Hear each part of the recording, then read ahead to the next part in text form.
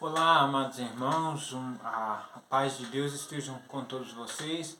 Muito obrigado por vocês estar parando as atividades de vocês e tendo um tempinho aqui para a palavra de Deus. E eu gostaria de pedir para vocês que vocês não se incomodem com o barulho que está aqui no fundo, não é aqui em casa, mas é do lado. Mas é o único horário que eu achei melhor para gravar esse vídeo, para ter aqui, até ter uma claridade melhor aqui da janela. Então a gente tem que aproveitar essa luz preciosa que o Senhor nos dá aqui, né? E hoje a gente vai falar sobre um assunto que talvez muitas pessoas sabem desse assunto, têm um discernimento, mas a gente vai dar ênfase em alguns pontos nesse assunto, que é o que? Os cristãos verdadeiros. Infelizmente, hoje, no tempo que a gente está vivendo, tem surgido vários cristãos, abre aspas, falsos. E infelizmente, isso é uma coisa que leva essas próprias pessoas para a perdição eterna. Porque na mesma hora que elas confessam o soberano nome do Senhor, que os resgatou, os frutos que elas têm são totalmente diferentes daquilo que a palavra nos diz. E há duas opções para quando isso acontece. A primeira, eu vou deixar bem claro que pode acontecer de uma pessoa que é salva verdadeiramente e ela se desviar dos caminhos do Senhor. Sim, pode existir que tenha um crente que professa sua fé no Senhor Jesus, mas ao cabo se desviou dos caminhos do Senhor. Existe esse tipo de crente, é o crente verdadeiro, porém as obras dele, os frutos deles, não são frutos bons. E tem os cristãos falsos. E hoje a gente vai focar nisso. A ideia do vídeo aqui não é julgar cada um, mas a própria palavra de Deus irá julgar pelos feitos que nós temos feito. Será que nós realmente somos filhos de Deus? Ou será que não? Será que apenas estamos professando o nome do Senhor em vão, dizendo que somos filhos, quando na verdade estamos vivendo em trevas? Hoje a gente vai dar um respaldo bíblico sobre essas questões. E eu gostaria de falar primeiramente aqui que uma pessoa que ela é salva, ela jamais vai entrar pelos caminhos tortuosos do mundo. Uma vez que ela foi resgatada do mundo e trazida para perto do Senhor, que ela buscou e encontrou o Senhor, a tendência é que ela dê bons frutos e não viva mais no mundo. Então a gente vai falar sobre isso.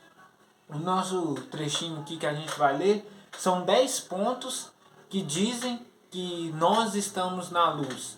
10 pontos. Você pode fazer esse teste aí com você na sua casa e ver se você realmente está andando na luz ou se a palavra de Deus vai te condenar você em relação a isso. O nosso texto que a gente vai abrir é em 1 João, capítulo 1, e o versículo 5 até o versículo 7. Se você tiver a Bíblia aí, eu aconselho, pegue a Bíblia e acompanhe essa leitura aqui que a gente vai fazer da palavra de Deus, tá bom? Então, o primeiro texto está em a primeira epístola de João, o capítulo 1, do versículo 5 a 7, que nos diz assim, ó: E esta é a mensagem que dele ouvimos e vos anunciamos, que Deus é luz, e não há treva nenhuma. Se dissemos que temos comunhão com Ele e andamos em trevas, mentimos e não praticamos a verdade. Porém, se andarmos na luz, como Ele na luz está, temos comunhão uns com os outros, e o sangue de Jesus Cristo, seu Filho, nos purifica de todo pecado. Eu gostaria de ressaltar aqui o andar na luz. Andar na luz é você andar seguindo os passos do Senhor, de acordo com a vontade de Deus. E o que uma pessoa salva verdadeiramente faz é isso. Ela anda nos caminhos do Senhor. Ela não se desvia o seu olhar para outras coisas, mas ela está centralizada em andar na luz. Eu gosto muito de fazer uma comparação, que o que acontece? As trevas nada mais é do que a ausência de luz. E quando falta a luz, há trevas. Então é importante a gente buscar a luz, andar na luz. Jesus Cristo disse assim, ó, eu sou a luz do mundo. E continuando lá, ele vai dizer que quem andará em mim não andará em trevas. Então, ele é a luz do mundo. Se ele é a luz do mundo e nós aceitamos ele e logo somos filho dele, então nós devemos também, como cristãos verdadeiramente salvos, andar na luz. Eu vejo muitos lugares, pessoas que se professam serem cristãos, não estou a julgar, mas é o que a palavra de Deus diz, e elas acabam suas obras, quando são manifestas ali, são obras que vão totalmente contra a palavra de Deus. E aí, será que essa pessoa realmente ela se converteu ou ela está andando nas trevas ainda? Porque Deus resgatou-nos das trevas para a sua maravilhosa luz. Então convenhamos que todo cristão que é salvo ande na luz que é Jesus. Se este logo anda nas trevas, ele não está tendo comunhão com Deus. Então é importante que todo salvo ande na luz. De repente você vê um salvo que ele não está andando na luz. Ou é porque ele se desviou, ou é porque ele nunca foi salvo. Essa é a verdade. A gente tem um segundo ponto para a gente falar, que é os cristãos verdadeiros têm comunhão uns com o outro. O que é isso? Comunhão uns com os outros. Perceba bem, aqui em 1 João capítulo 1 e versículo 7 fala isso. Fala assim, ó, porém se andarmos na luz, como ele na luz está, temos comunhão uns com os outros. E o sangue de Jesus Cristo, seu Filho, nos purifica de todos os pecados. Eu gostaria de dar ênfase a essa parte aqui. Temos comunhão uns com os outros. O que é essa comunhão? Não é uma comunhão com o mundo, mas é uma comunhão com os irmãos. Se a gente for parar para pensar aqui no versículo está falando assim, que temos comunhão uns com os outros. Não é uma comunhão com o mundo, com pessoas do mundo. Infelizmente, há cristãos que estão levando suas vidas e se juntando, adequando aos padrões do mundo, e em vez de ter comunhão com as luzes, está tendo comunhão com as trevas. Eles estão a cada dia mais buscando o quê? Buscando fazer, abre aspas, aliança, fecha aspas, com o mundo. Eu vou te dar um exemplo. Um namoro, por exemplo. Um namoro cristão que é baseado na palavra de Deus é aquele que não entra em julgo desigual. Tanto na questão da doutrina, quanto também na questão de ser salvo e o outro também. Então, esse é o padrão que a palavra de Deus nos estabelece. O que é a comunhão com uns com os outros aqui? É isso. Tem irmãos que não têm comunhão uns com os outros. Tem irmãos, se tiver um irmão, às vezes, passando por alguma dificuldade, ele nem se ousa perguntar se aquele irmão está bem. E como o sangue de Jesus Cristo nos unificou, é necessário que venhamos ter uma comunhão também. Não é só dentro da igreja que a gente precisa ter uma comunhão, que a gente encontra com todos os irmãos, mas também ao longo do dia. É claro, eu entendo. É difícil você pegar ali todo dia conversar com o irmão, até porque são vários. Talvez a gente tenha mais afinidade com alguns ou menos afinidades com outro, no que diz respeito a pessoa ver todo dia, né? Ou ter mais íntimo, ser um irmão mais íntimo. Mas é necessário ter uma comunhão com o outro. O cristão, quando ele é convertido de verdade, ele tem uma mudança no seu ciclo social. Por que uma mudança no seu ciclo social? As pessoas que ele deve ter comunhão agora não é aquelas que eram ímpias antes, mas as pessoas que são de Cristo. E ele deve buscar essas pessoas ímpias para o mesmo caminho, que é o caminho da verdade. A comunhão uns com os outros e também a comunhão com os irmãos. Olha que a palavra de Deus nos diz. É muito interessante, lá em Atos, quando a gente vem ali, quando vem o surgimento da igreja, a gente vai ver uma coisa muito interessante. A comunhão com os irmãos também. Cristão de verdade não briga com seu irmão, não vai querer levantar a sua mão para intentar o seu outro irmão. Mas olha o que a palavra de Deus nos diz. Um exemplo muito grande. Olha aqui, capítulo 2. Aqui vai falar sobre a descida do Espírito Santo, né? E aqui vai falar sobre a união dos cristãos. Atos capítulo 2, do versículo 42 até o versículo 47. Olha o que diz aqui. E perseveravam na doutrina dos apóstolos, na comunhão, no partir do pão e nas orações. Em toda a alma havia temor, e muitas maravilhas e sinais se faziam pelos apóstolos. Todos os que criam estavam juntos e tinham tudo em comum. Vendiam suas propriedades e bens e repartiam com todos, segundo a necessidade de cada um. Perseverando, unânimes. O que é unânimes? Junto, unificados. Todos os dias no templo e partindo o pão em casa. Comiam sozinho? Não, juntos. Comiam juntos, com alegria e singeleza de coração, louvando a Deus e caindo na graça de todo o povo. E todos os dias acrescentava o Senhor à igreja aqueles que se haviam de salvar. Aqui fala da união. Olha que legal. Olha quantas vezes que aparece a palavra comunhão e a palavra juntos aqui. Só nesses versículos de 42 a 47. São várias vezes. E isso daqui é muito importante. Olha que eles estavam ali perseverando juntos. Isso é muito maravilhoso. O salmista fala assim, quão bom é que os irmãos vivam o quê? Em união. Então, me vem na cabeça aqui agora, me vem à mente, e o salmista fala isso, que é muito bom os irmãos viverem em união. Infelizmente, hoje em dia, a gente tem saber discernir muito bem, porque talvez, não estou a julgar, mas existe isso é uma realidade, isso deve ser dito. Existem pessoas que à sua frente estão falando, mas por trás vão puxar o seu calcanhar. E infelizmente, irmãos, então o que a gente tem que tomar? A gente tem que tomar cuidado com isso. A palavra de Deus diz assim pra gente que não deis lugar ao diabo. Então a gente tem que tomar cuidado com isso. O Senhor, Ele quer a comunhão, a estar juntos ali, unidos, seja na dor, seja na hora do sofrer, nas angústias, na alegria. Não é só nos momentos alegres que a gente tem que estar junto, não. A gente tem que estar junto também nos momentos tristes.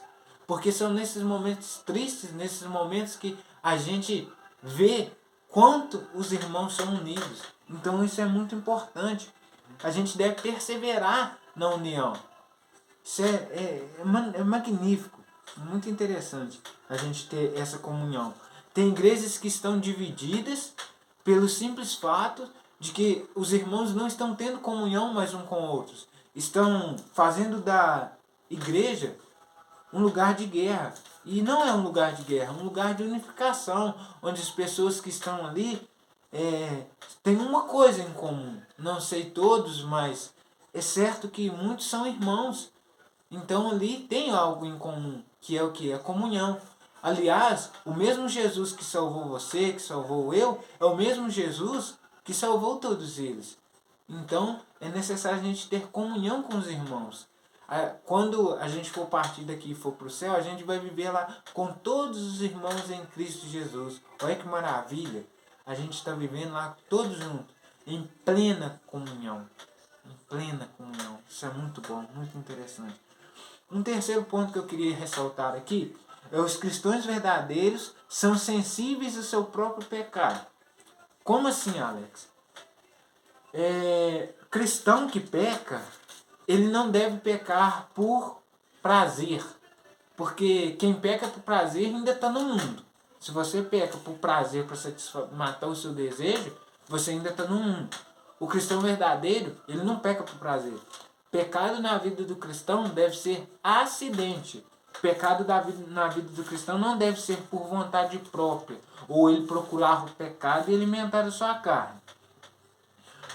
Olha aqui, em 1 João, capítulo 1, dos versículos 8 ao versículo 9, fala o quê?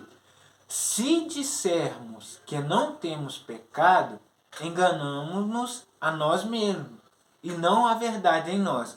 Se confessarmos os nossos pecados, Ele é fiel e justo para perdoar os pecados e nos purificar de toda injustiça. Aqui está falando assim, que se a gente fala assim, mas eu não sou pecador, então a gente está negando a verdade. Não tem verdade em nós. Mas nota que no versículo 9 fala que se confessarmos os nossos pecados, Ele é fiel e justo para nos perdoar os nossos pecados. E continua. E nos purificar de toda injustiça. Sabe o que está querendo dizer aqui? Aqui está querendo dizer que o cristão também, ele confessa o pecado. O cristão não encapa pecado. Infelizmente, a gente está vivendo num mundo hoje em dia que para todo pecado está tendo uma justificativa. Mas eu fiz isso porque aconteceu isso assim. Entenda, para Deus, o pecado que você comete ali, Ele perdoa. É claro, o Senhor perdoa. Mas você não pode ficar se auto-justificando o seu pecado para você mesmo. Tem cristão que não aceita que ele errou. E o que acontece? Quando ele não aceita, a partir do momento que ele não está aceitando aquele erro, ele está negando a verdade. Porque ele está dizendo que ele não pecou. Mas eu não. Eu vou só dar um exemplo. Tipo assim, não, eu não errei, que é isso, de jeito nenhum. Mas talvez já estava até de caso pensado. Então é muito importante. Deus sempre vai perdoar os nossos pecados. Todavia, não precisamos abusar da graça de Deus. Porque se a gente sabe que Deus vai perdoar e a gente usa isso como desculpa, a gente não está na luz não, a gente está nas trevas. Porque se a gente está abusando do perdão de Deus para pecar livremente, isso é errado. Lá na carta de Paulo aos Romanos, em capítulo 6, se eu não estiver enganado, deixa eu só dar uma conferida aqui. 6, versículo 1, ele vai levantar essa questão sobre o pecar. Porque o que acontece? Não é que Deus perdoa os nossos pecados que a gente vai poder pecar a vida inteira. Não é isso. A gente deve arrepender. O cristão verdadeiro, ele sente o pecado. O cristão verdadeiro, ele é sensível ao seu pecado. Porque o Espírito Santo convence ele que ele errou. Aqui, Paulo falou assim, que diremos, pois? Permaneceremos no pecado para que a graça abunde? Romanos 6, 1 e 2. De modo nenhum. Nós que estamos mortos para o pecado, como viveremos ainda nele? Ele levantou a questão de a gente não abusar da graça de Deus para ficar pecando livremente. Então isso é muito importante. Cristão que cometeu qualquer pecado, eu falei algo errado hoje. Ele se lembra, ele se sente incomodado. Ele custa ali, vê ali, tenta voltar para saber o que errou. E quando ele acha, ele vai perante os pés do Senhor e vai pedir o perdão. Porque ele quer o quê? Ele quer purificação, ele quer viver uma vida santa. Em Provérbios, capítulo 28, versículo 8, vai falar uma coisa muito interessante para nós. O que vai nos dizer lá? Quer ver? Vamos abrir aqui. Salmos,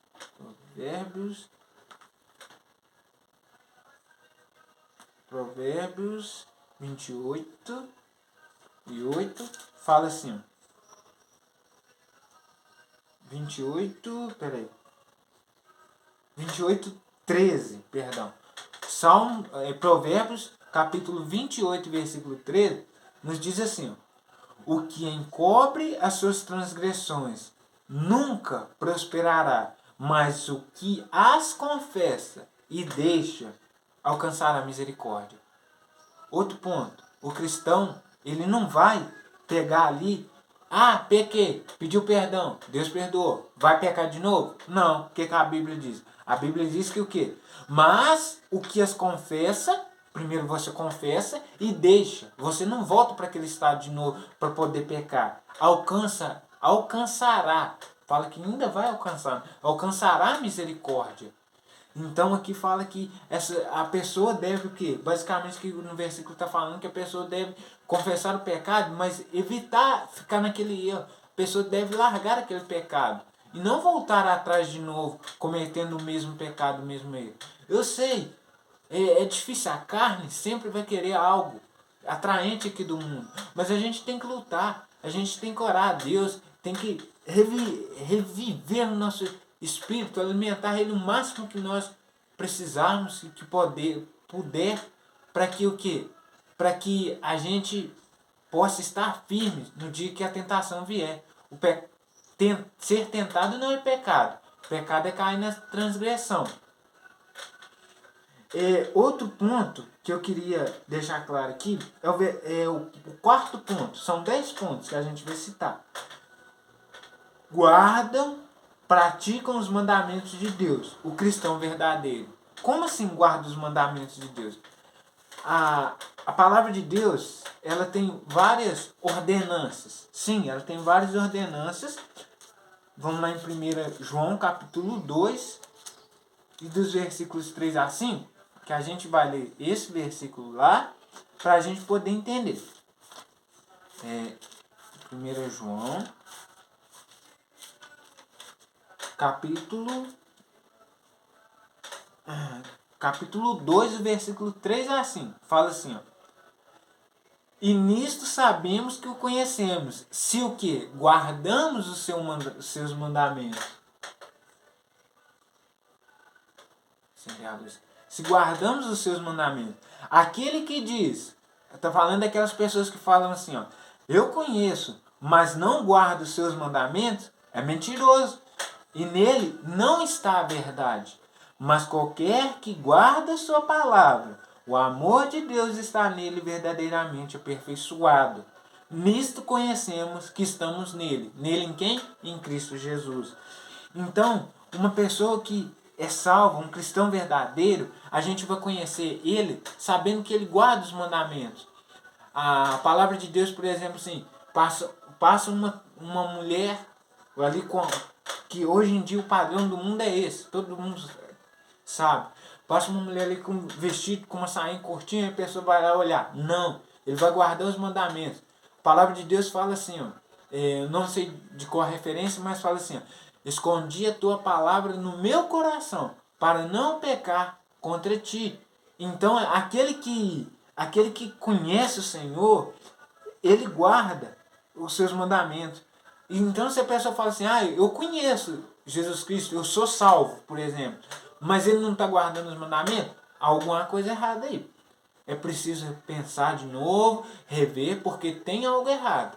Porque a palavra de Deus está dizendo diferente. A palavra de Deus está falando que aquele que diz que eu conheço, mas não guarda seus mandamentos, é mentiroso. É mentiroso. Então, se de repente uma pessoa fala assim, eu sou salvo, mas não guarda os mandamentos, ele tá sendo mentiroso. Por quê? O que acontece? A pessoa vai lá, vai errar? Vai errar. Eu não estou isentando o ponto que a pessoa vai errar. Mas ela vai pedir o perdão e vai guardar os mandamentos. Então a gente deve guardar os mandamentos do Senhor. Não adulterar, não cair na fornicação. São mandamentos do Senhor. A gente vai guardar coisas do mundo, mandamento do mundo, que é completamente ao contrário. Igual na área de casamento, por exemplo, virou uma coisa tão comum as pessoas casarem antes do tempo. Ou nem casarem, né? Só amigarem. Antes do tempo que eu falo, já fornicou e vai lá e casa. Fornicou, aí vai lá, separa. Para o mundo isso é normal. Mas o mandamento de Deus não fala isso não. O que a palavra de Deus fala é diferente. Então é necessário a gente observar isso daí. Se estiver faltando alguma coisa na vida da gente nessa questão, que a gente possa estar pedindo ao Senhor forças, para que Ele conceda-nos forças para que a gente guarde os mandamentos dEle. Porque não é fácil. A luta contra o mundo, a luta contra a carne, é uma batalha espiritual isso. E ali a gente ao mesmo tempo está lutando. A nossa luta é contra a nossa própria carne. Então, a gente deve guardar os mandamentos do Senhor. Guardar como? Buscar se santificar, confessar os pecados. A gente tem que esconder as palavras do Senhor no coração. Porque a gente não pode fazer algo que vai contra a palavra de Deus. Porque traz consequências. Agora, um quinto ponto. Os cristãos procuram como Cristo andou. Como assim? Imitar a Cristo. um cristão, ele deve imitar a Cristo. Tem cristãos que não imitam a Cristo, não, é totalmente diferente. Eu acho interessante que lá, aqui no versículo 6 de 1 João capítulo 2, fala assim: aquele que diz que está nele, também deve andar como ele andou. E como Cristo andou? Ele não andou aí cometendo as coisas erradas. Nele não tinha pecado. Não havia pecado. É claro que em nós temos pecados. Nós somos pecadores. Mas a gente deve fazer o possível para imitar o máximo possível o Senhor. Porque assim a gente vai se aperfeiçoando a cada dia mais na vontade do Senhor. Que é o quê? Ser como Ele ali, buscar ser como Cristo foi, como Cristo andou. Cristo andou em retidão, Cristo andou com um olhar que ele foi obediente. A palavra de Deus nos diz que ele foi obediente à morte de cruz. Então ele obedeceu e a gente deve ser assim também. A gente deve andar como Cristo andou. Em Efésios capítulo 5 e versículo 1 vai nos dizer isso. Olha o que Efésios 5.1 diz aqui. Efésios 5.1 fala assim: sede, pois, imitadores de Deus, como filhos amados. Aí, ó, sede, pois, imitadores de Deus, como filhos amados. E ainda assim, em 1 Coríntios, capítulo 11, e o versículo 1, vai nos dizer o quê? Vamos lá. 1 Coríntios, capítulo 11, e o versículo 1, fala assim, ó: sede meus imitadores, como também eu sou de Cristo. Isso daqui é a carta de Paulo falando ali para ser imitador de Cristo. Então a gente deve imitar a Cristo, não é imitar o mundo. Quem está imitando o mundo não é servo de Deus, é servo do mundo. Então a gente deve imitar a Cristo. É possível 100%? Claro que não. A gente não pode nem comparar o estado da gente que é pecador com o estado de Cristo Jesus, que andou em perfeição total. Então Cristo andou em perfeição. Mas a gente deve buscar sim aperfeiçoar. Porque muitas pessoas talvez falam assim: ah, mas isso daí é uma coisa impossível. Andar nos caminhos como Cristo andou é bem possível. Não estou falando que vai ser fácil, mas será que você tem se esforçado? Você não vai chegar 100% à perfeição de Deus, isso é óbvio. Porém, a gente deve andar como Ele andou. Ele andou aqui no mundo em retidão, em obediência. Ele pregou o Evangelho, começou seu ministério ali. A gente deve andar como Cristo andou, não nas trevas. Porque se a gente saiu das trevas, não faz sentido nenhum a gente estar agora andando na luz e ser imitador do mundo, mas sim imitadores de Deus. Quantas pessoas, amados, têm desviado seu coração, têm imitado o mundo? A gente abre as redes sociais aí, sem querer, a gente vê essas dancinhas, essas coisas do mundo, aí contaminando, imitando quem? O diabo. O diabo que gosta dessas coisas do mundo. Mas a palavra de Deus diz que a gente deve imitar a Ele. E sem dúvida, você não vai estar perdendo nada com isso. Porque você imitando a Cristo, você vai ver que diferença que faz. Se você já converteu, você sabe que você não está no mundo mais. E você sabe que você tem Cristo Jesus. Portanto, você está buscando a perfeição. A gente vai partir para o sexto ponto, que eu anotei aqui, ó. Os cristãos verdadeiros amam outros cristãos. Como assim? Deus amou o mundo. Em João capítulo 3, versículo 16, fala: porque Deus amou o mundo de tal maneira que deu seu Filho unigênito para todo aquele que nele crê não pereça, mas tenha a vida eterna. Deus amou o mundo.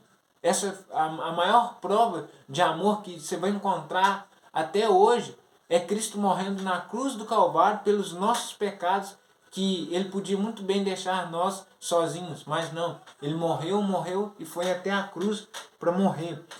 E os cristãos verdadeiros, esse mesmo amor que Cristo teve por nós, reflete também. A gente deve amar Não, é claro, não só os nossos irmãos, mas também a gente deve amar os nossos inimigos, tá? É claro. Mas por que eu estou focando nesse ponto de amar os irmãos?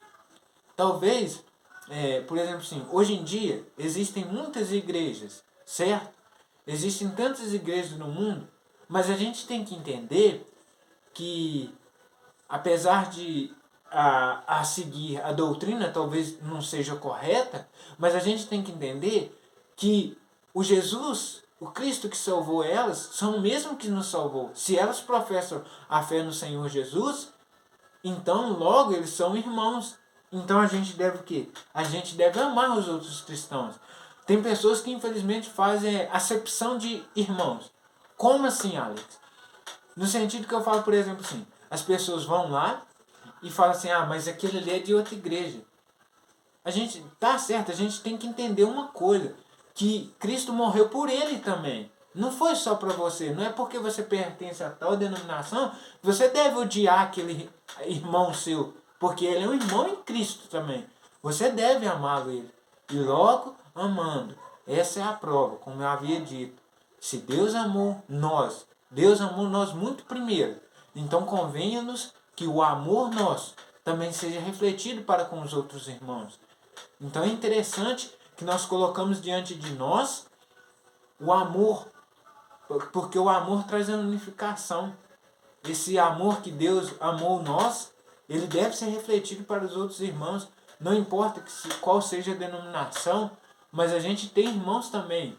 A gente tem que entender que quando acontecer o arrebatamento, eles também vão subir. Logo, se são irmãos em Cristo, eles vão subir. Então a gente deve amar eles também, tá bom? Isso é muito importante. E também os nossos inimigos.